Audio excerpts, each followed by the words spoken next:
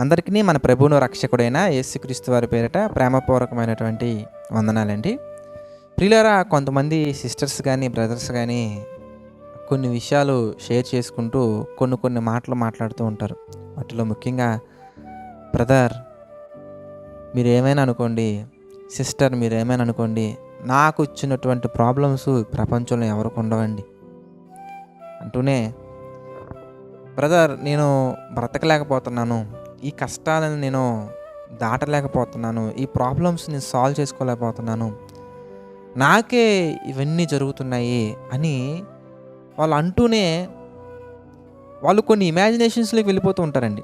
ఇప్పుడు కూడా ప్రియులారా, ఒక సిచ్యువేషన్ మనకి ఎందుకు సముద్రం అంత పెద్ద ప్రమాదంగా ఎందుకు కనబడుతున్నాయి అంటే ఇమాజినేషన్స్ ఎక్కువ చేసుకుంటూ ఉంటామండి. ఇమాజినేషన్స్ అనగానే నేను ఈ మంత్ అప్పులు కట్టలేదు కాబట్టి ఇప్పుడు అప్పులు వాళ్ళు ఇంటికి వస్తారు, ఇంటికి వచ్చిన తర్వాత వాళ్ళు పబ్లిక్లో ఎన్నో రకాల మాటలు అంటారు, ఆ మాటలన్నీ అన్న తర్వాత నా పిల్లలు చూస్తారు వాటిని, వాళ్ళ దృష్టిలో నేను తక్కువైపోతాను, తర్వాత ఊరంతా నన్ను చూస్తూ ఉంటుంది, ఊర్లో వాళ్ళ ముందు నేను తల ఎలా ఎత్తుకోవాలి, వాళ్ళు నా దగ్గర అనడం మాత్రమే కాకుండా ఊరంతా చెప్పేసి వెళ్తారు, మా ఇంటి పక్కన వాళ్ళ ముందు కూడా నా పరువు తీసేసి వెళ్తారు, ఇలాగా ఊహించుకుంటుంటారండి. ఊహించుకుంటూ వెళ్ళి ఇంక నేను పనికి వెళ్ళినప్పుడు మరి మా బాస్, మా యజమాని నన్ను రానివ్వడు, నా యొక్క వాల్యూ అంతా ఇక్కడ ఇదంతా జరగలేదండి. అసలు అప్పులు వాళ్ళు ఇంటికే రాలేదు, కానీ ఊహించేసుకుంటూ ఉంటారనమాట. ఇంకొంతమంది చెల్లెళ్ళు కూడా తమ్ముళ్ళు కూడా ఎగ్జామ్స్లో ఒక సబ్జెక్ట్ ఆర్ 2 సబ్జెక్ట్స్ ఫెయిల్ అయిపోతారండి. ఫెయిల్ అయిపోయిన వెంటనే లైఫే ఫెయిల్ అయిపోయినట్టుగా ఫీల్ అయిపోతుంటారండి.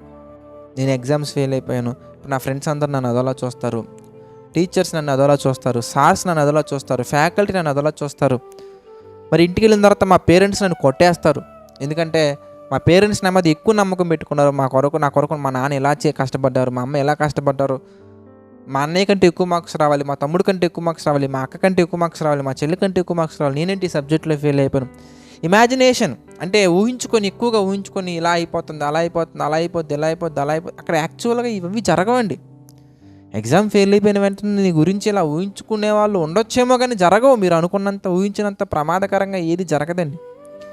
అలా ఎక్కువ ఊహించుకొని మనం ఏం చేస్తామంటామంటే, ఈ కష్టాలన్నీ నాకే, ఇంకా వాళ్ళు బాగున్నారు, వీళ్ళు బాగున్నారు, ఊరంతా బాగున్నారు, ప్రపంచం అంతా బాగుంది, బట్ నా పరిస్థితి మాత్రం ఎందుకు ఇలా అయిపోయింది అని ఎక్కువగా ఫీల్ అయిపోతూ ఉంటారండి. అయితే దేవుని నమ్ముకున్నటువంటి వ్యక్తులుగా మనం అలా ఫీల్ అవ్వకూడదండి. ఎందుకంటే ఒక విషయం మనం గుర్తుంచుకోవాలి, ఒక వ్యక్తికి బిల్డింగ్లు ఎక్కువ ఉన్నా కానీ, ఆస్తులు ఎక్కువ ఉన్నా కానీ, అంతస్తులు ఎక్కువ ఉన్నా కానీ, ప్రసంగి గ్రంథంలో 2వ అధ్యాయం 25వ వచనంలో ఒక సందర్భం మనకు కనబడుతుందండి. ఆయన సెలవు లేక భోజనము చేసి సంతోషించుట ఎవరికి సాధ్యము? అంటే ఏదైనా కూడా మన జీవితంలో జరుగుతుందంటే, ఏదైనా కానీ మన జీవితంలో వస్తుందంటే అది దేవుని యొక్క చిత్త ప్రకారంగానే వస్తుంది. మరి అలా వచ్చినప్పుడు ఎందుకు నాకు ఈ కష్టం వచ్చింది అని మనం ఆలోచించాలి. మొట్టమొదటిది, ఎలా నేను ఈ కష్టాన్ని నేను ఎదుర్కోవాలి. అయితే ఈ 2 క్వశ్చన్స్కి ఫస్ట్ క్వశ్చన్కి ఆన్సర్ నేను ఇప్పుడు మీకు చెప్పే ప్రయత్నం చేస్తాను. సెకండ్ క్వశ్చన్కి ఆన్సర్ని మనం వాక్యానుసారంగా ఎదుర్కొంటూ వెళ్ళాలి. ఫస్ట్ క్వశ్చన్కి ఆన్సర్ నేను ఇప్పుడు వాక్యానుసారంగా నేను మీకు చూపిస్తాను. సెకండ్ క్వశ్చన్కి ఆన్సర్ని మీరు మీ యొక్క జీవితాన్ని మీరు బైబిల్లో పెట్టి, బైబిల్లో ఉన్న వచనాల ప్రకారంగా మీ జీవితాన్ని మలుచుకొని మీకు వచ్చినటువంటి ఆ సమస్యని ఎలా ఎదిరించాలనేదమ్మా మీరు కనుక వాక్యానుసారంగా మీరు చదవగలిగితే, ధ్యానించగలిగితే దేవుడు చక్కటి జ్ఞానాన్ని మనకి ఇస్తారు. మరి ఎందుకు మన జీవితంలో కష్టాలు వస్తున్నాయి అనగానే రోమిలకు రాసినటువంటి పత్రిక 8వ అధ్యాయం మనం చూస్తే 28వ వచనం మనం చూద్దాం. ప్రియులారా, దేవుణ్ణి ప్రేమించే వారికి అనగా ఆయన సంకల్పము చొప్పున పిలువబడిన వారికి మేలు కలుగుటకై సమస్తమును సమకూడి జరుగుచున్నవని ఎరుగుదము. ఎందుకు జరుగుతున్నాయా, ఎందుకు వస్తున్నాయా మన జీవితంలో అంటే మేలు కలుగుటకై, మేలు కలుగుట కొరకు వస్తున్నాయి. మనకి బైబిల్లో కొంతమంది జీవితాలను మనం జాగ్రత్తగా మనం అబ్జర్వ్ చేసినట్లయితే, నేను ఎప్పుడు ఒక ఎగ్జాంపుల్ చెప్తూ ఉంటాను my dear brothers and sisters. ఏంటంటే, దావీదు గారు అసలే బాలుడు, బాలుడుగా ఉన్నప్పుడు గొర్రెలు కాచుకోవడం కొరకు వెళ్ళాడు. గొర్రెలు కాచుకోవడం కోసం వెళ్ళినప్పుడు అంత బాలుడైనటువంటి దావీదు గారు ఉన్నటువంటి ఆ పరిస్థితుల్లో సింహం అనేది రావటం జరుగుద్ది, ఎలుగుబంటి రావటం జరుగుద్ది. మరి దేవుడు ఆ పరిస్థితులను ఎందుకు అనుమతించారు, దావీదు గారి జీవితంలోకి ఎందుకయ్యా మరి దేవుడు అనుమతించారు అనగానే, దావీదు గారు భవిష్యత్తులో ఒక విజయాన్ని, ద గ్రేట్ విక్టరీని దావీదు గారు సాధించబోయే లేదా దావీదు గారికి దేవుడు ఒక రాజుగా ఒక అవకాశాన్ని ఇస్తున్నారు, అభిషేకించబోతున్నారు. మరి దావీదు గారిని దేవుడు అభిషేకించబోయే ముందు మరి ఆయన తరపున నిలబడేటువంటి వ్యక్తికి, ఆయన తరపున నుంచోబోయే వ్యక్తికి ట్రైనింగ్ ఉండాలా లేదా మీరు చెప్పండి? ఉండాలండి. It's a great training by greatest God. దేవుని యొక్క ఉన్నతమైనటువంటి దేవుడుగా, ఉన్నతమైన ఆలోచన కలిగి, ఉన్నతమైన ప్రణాళిక మన పట్ల కలిగి దేవుడిచ్చే గొప్ప ట్రైనింగ్ అనండి మరి దావీదు గారి జీవితంలో వచ్చినటువంటి ఎలుగుబంట్లు కానివ్వండి, సింహం కానివ్వండి. మరి అలాగే ఇంకా మనం కొంతమంది జీవితాలు మనం గమనించినట్లయితే చాలామంది జీవితాలు మనకు కనబడతాయి ప్రియులారా.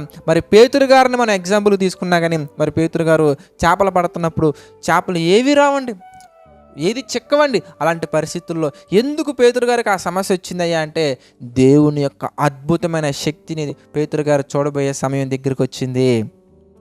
అద్భుతమైన సమయాన్ని, అద్భుతాన్ని పేతురు గారు చూశారు. చేపలు పట్టు జాలరి దగ్గర నుంచి మనుషులను పట్టు జాలరిగా ఎన్నిక చేయబడ్డారు.